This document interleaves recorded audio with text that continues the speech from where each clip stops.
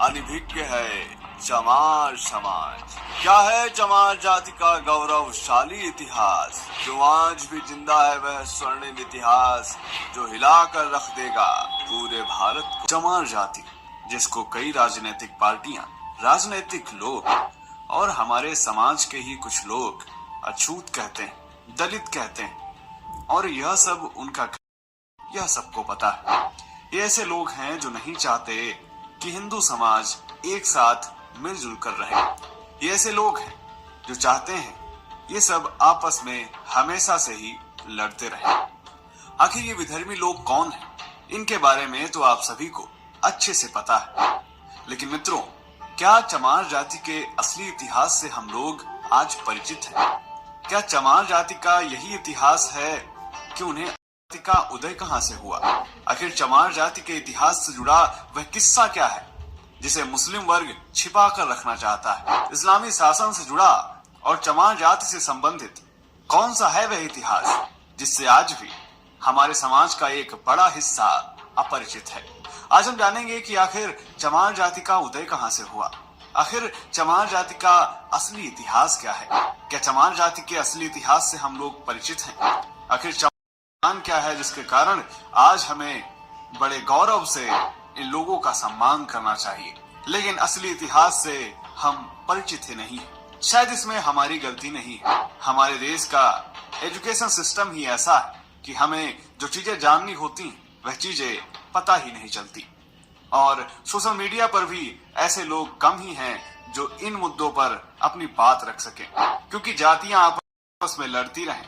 हिंदू समाज देश है और ये लोग नहीं चाहते कि असली इतिहास आपके सामने आए। तो दोस्तों, आज मैं आपको बताने वाला हूं कि आखिर चमार जाति का असली इतिहास क्या है। इसके प्रमाण भी आज मैं आप सभी के समक्ष रखूंगा। तो चलिए शुरू करते हैं आज का वीडियो। स्वागत है आप सभी। इतिहास को जानने से पहले चलिए हम थोड़ा विकिपीडिया पर इस जाति के बारे में खोजने की कोशिश करते हैं। जब हमने रिसर्च की तो हमें विकिपीडिया पर जो जानकारी मिली वह बेहद हैरान कर देने वाली है। दोस्तों, विकिपीडिया के अनुसार चमार जाति को चमर वंशीय भी कहा जाता था। ये एक समय के क्षत्रिय पहचान से जाने जाते थे, लेकिन मुगलों ने जोर जबरदस्ती से इन चमर वंशीय सूर्यवंशी क्षत्रियों, विकिपीडिया के अनुसार मुगलों ने ऐसा इसलिए किया कि ये सूर्यवंशी क्षत्रिय इस्लाम कबूल करने से इनकार कर रहे थे। उन्होंने कहा कि हम पशुओं की चमड़ी से जूता चप्पल बना सकते हैं, लेकिन इस्लाम नहीं कबूल कर सकते हैं।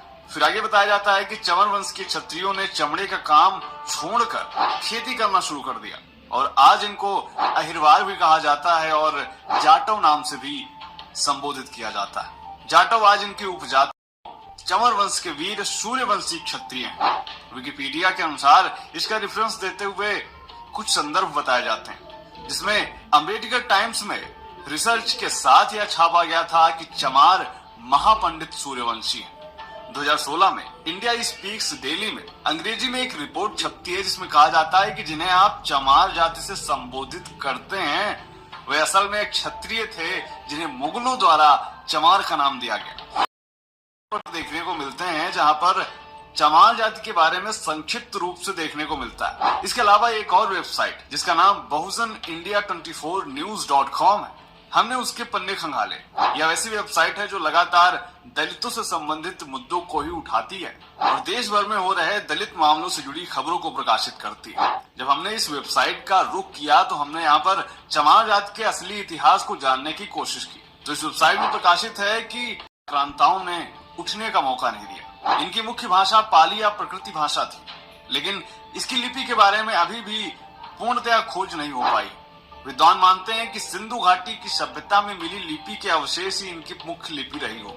बहुजन इंडिया 24 न्यूज के मुताबिक चमार शब्द से ही प्रतीत होता है कि कुछ चमार जाति के लोग चमड़े से संबंधित व्यवसाय करते होंगे, परंतु इसके विपरीत चमार कोई जाति नहीं थी, बल्कि राज, और एक समय तक भारत समेत मध्य एशिया तक इसका शासन था। इसका शासन सिंधु नदी के दोनों तरफ था। इतिहास से पता चलता है कि कभी राजशाही चवर वंश भारत से ईरान और मध्य एशियाई देशों को मीठे पानी की सप्लाई करता था। गणित, विज्ञान, भवन निर्माण में पूरी दुनिया ने इसका लोहा माना था। इस जाति के लोग शिक्षा, धर्म, विज्ञान और चिकित्सा शास्त्र में निपुण पाए गए। लेकिन आज अधिकांश चमार जाति के लोग कार्यों से अपना भरण पोषण कर रहे हैं। दोस्तों, आपको बता दें कि भारत में आजादी से पहले अंग्रेजों ने चमार रेजिमेंट का गठन भी किया था और चमार रेजिमेंट का गठन हुआ था 1 मार्च 1943 को और चमार रेजिमेंट काफी मजबूत बटालियन मानी जाती थी। और दोस्तों, चमार रेजिमेंट के गठन के बाद इसको कुछ समय बाद खत्म कर दिया गया।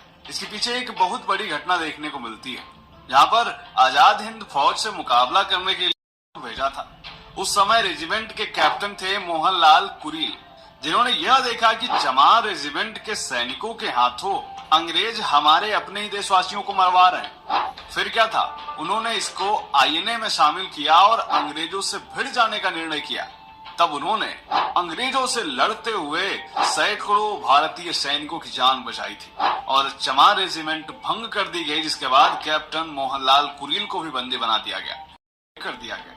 तो दोस्तों, अब आपने देखा कि कैसे चमार जाति का इतिहास न सिर्फ प्राचीन भारत में बल्कि आधुनिक भारत में भी कितना गौरवशाली रहा है। अब आते हैं चमार जाति के उस इतिहास पर जो कि सीधे तौर पर इस्लामी शासन को संदर्भित करता है, और वह ऐसा इतिहास है जो विधर्मी नहीं चाहते हैं कि यह आज लोगों के सामने आए, इसलिए शायद इसकी कभी चर्चा ही नहीं की जाती। दोस्तों, जब हम चमार जाति तो हमें एक शख्स का नाम देखने को मिलता है जिसका नाम है सिकंदर लोदी, जिसका शासनकाल 1479 से 1517 तक रहा। और सबसे खास बात यह है कि इसके शासनकाल से पहले पूरे भारतीय इतिहास में चमार नाम का उल्लेख ही नहीं मिलता। आज हम जिन्हें चमार जाति से संबोधित करते हैं, जिनके साथ छुआछूत का व्यवहार करते हैं, दरअसल वह वीर चमर वंश के क्षत्रिय, जिसका प्रमाण मैं पहले ही दे चुका हूँ, करके अपमानित करने की चेष्टा की। और यह बात मैं नहीं कह रहा, यह भारत के सबसे विश्वसनीय इतिहास लेखकों में से कर्नल टॉड कह रहे हैं। जी हाँ, कर्नल टॉड ने अपनी पुस्तक द हिस्ट्री ऑफ राजस्थान में चमर वंश के बारे में विस्तार से लिखा है। इसके अलावा प्रख्यात लेखक डॉक्टर विजय सोनकर शास्त्री ने भी इस पर गहन शोध किया, जिसके बाद इन्होंने एक पुस्तक में इस शोध को प्रकाशित चर्ममारी जाति एक स्वर्णिम गौरवशाली राजवंशीय इतिहास। दोस्तों, अध्ययन के बाद पता चलता है कि इस चमर वंश का उल्लेख महाभारत के अनुशासन पर्व में भी मिलता है। डॉक्टर शास्त्री के अनुसार प्राचीन काल में ना तो कोई चमार शब्द था और ना ही कोई जाति थी। इसके अलावा एक बेहद फेमस मुस्लिम लेखिका है जिनका नाम है डॉक्टर हमीदा खातून, की से पहले भारत में चर्म व सफाई कर्म के लिए किसी विशेष जाति का एक भी उल्लेख नहीं किया जाता। हिंदू चमड़े को निषिद्ध मानते थे, हेय समझते थे, लेकिन भारत में मुस्लिम शासकों के आने के बाद इसके उत्पादन के भारी प्रयास किए गए।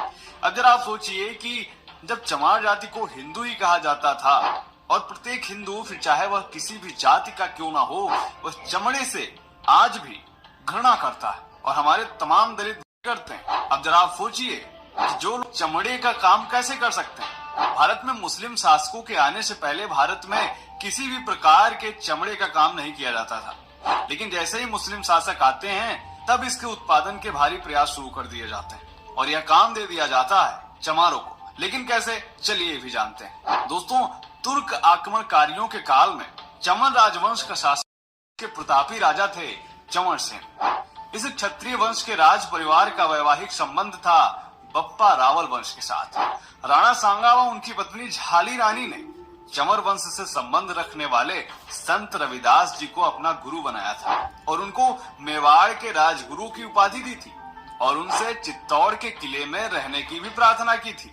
तमाम ऐतिहासिक दस्तावेजों में इसका जिक्र मिलता है, जिसमें संत रविदास के चित्तौड़ किले में और वहां पर उनके महान व्यक्तित्व एवं उपदेशों से प्रभावित होकर बड़ी संख्या में लोगों ने अपना गुरु मानना शुरू कर दिया और तमाम लोग उनके अनुयायी हो गए। और इसी का परिणाम है कि आज भी, विशेषकर पश्चिम भारत में जहां संत रविदास जी थे, बड़ी संख्या में आज भी रविदासी पाए जाते हैं। आज भी राजस्थान में अगर आप चमार जाति के व्यवहार को देखें, राजपूतों जैसा ही है। औरतें लंबा घूंघट रखती हैं, आदमी ज्यादातर मूछें रखते हैं, पगड़ी रखते हैं।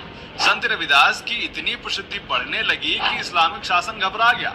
सिकंदर लोदी ने मुल्ला सदना फकीर को संत रविदास को मुसलमान बनाने के लिए भेजा। सिकंदर लोदी जानता था कि यदि रविदास इस्लाम स्वीकार कर लेते हैं तो भारत में बहुत बड़ी संख्या में इस्लाम मतावलंबी हो जाएंगे, लेकिन उसकी सोच धरी मुल्ला सदना फकीर संत राजित हो गया और कोई उत्तर नहीं दे पाया और संत रविदास से उनकी भक्ति से प्रभावित होकर अपना नाम उसने संत रविदास को कैद कर लिया और इनके अनुयायियों को उसने चमार और चंडाल घोषित कर दिया और उनको बंदी बनाकर उनसे कारावास में खाल और चमड़ा पीटने, जूती बनाने इत्यादि निम्न काम करवाएगा। सिकंदर लोदी की यह शर्त थी कि या तो इस्लाम स्वीकार कर लो या फिर ऐसे काम करो, लेकिन उन्होंने कहा वेद धर्म सबसे बड़ा अनुपम सच्चा ज्ञान, फिर मैं क्यों छोड़ू इसे, पढ़ लूं झूठी कोशिश करो हजार, तिल तिल काटो चाही खो दो अंग कटा। संत रैदास पर हो रहे अत्याचारों के प्रत्युत्तर में चंवर वंश के क्षत्रियों ने दिल्ली को घेर लिया। इससे भयभीत होकर सिकंदर लोदी ने संत रैदास को छोड़ दिया। संत रैदास का यह दोहा देखिए आप, जिसमें वे कहते हैं कि बादशाह ने वचन उचारा मत प्यारा इस्लाम हमारा, खंडन करे उसे रविदासा उसे करो प्राण को नाशा।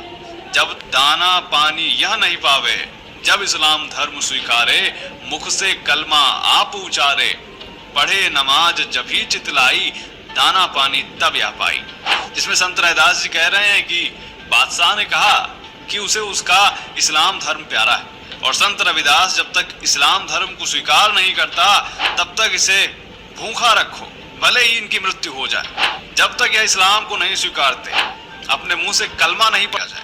लेकिन समस्या तो यह है कि हमने और आपने कभी भी संत रविदास को अच्छे से पढ़ा ही नहीं। हमने उतना ही पढ़ा जितना हमें आवश्यकता है अपना एजेंडा चलाने के लिए, फिर चाहे वह हिंदू हो या फिर हमारे दलित भाई ही क्यों ना हो। अगर हम संत रविदास जी के दोहों को अच्छे से पढ़ते हैं तो उसमें साफ साफ उस समय के समाज का चित्रण है जो बादशाह सिकंदर लोदी के अत्याचार, इस्लाम में जबरदस्ती धर्मांतरण और इसका विरोध करने वाले जिन्हें सिकंदर लोदी ने चमार बनाया और हमारे और आपके हिंदू पुरखों ने उन्हें अछूत बनाकर इस्लामी बर्बरता का हाथ और मजबूत किया।